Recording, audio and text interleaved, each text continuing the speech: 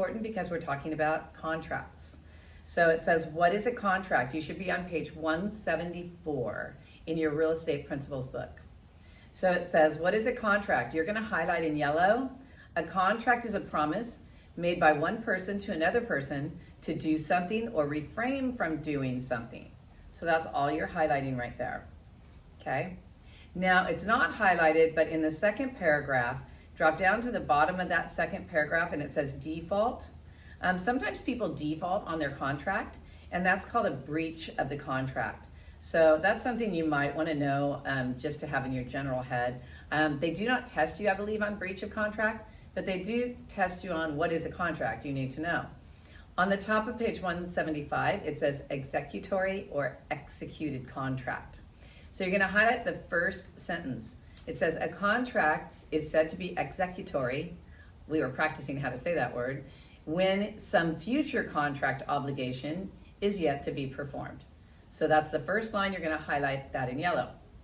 Drop down under that paragraph and highlight when all of the contract obligations have been performed, the transaction is completed, and the contract becomes an executed contract. I would highlight that sentence in yellow, and I'd put a star by it because you have to know that an executed contract is one that is completely performed. Expressed and implied contracts, you need to know about those.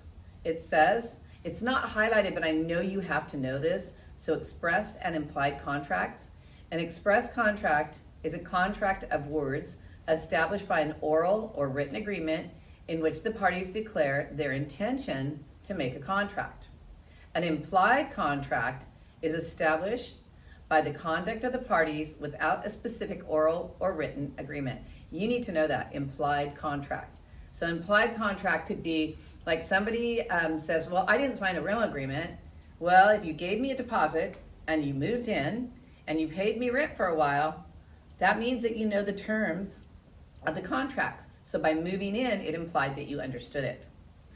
This is super important, the bilateral and unilateral contracts. Highlight the first sentence. It says, in a bilateral contract, both parties make a promise to do something or to refrain from doing something, or both parties are obligated to perform. In a unilateral contract, only one party promises and only that party is obligated to perform.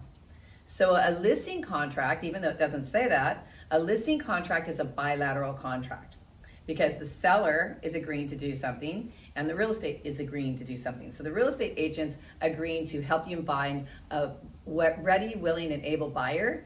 And that's so hard to say sometimes, ready, willing, and able buyer. And the seller's agreeing to make sure that they read the terms of the contract and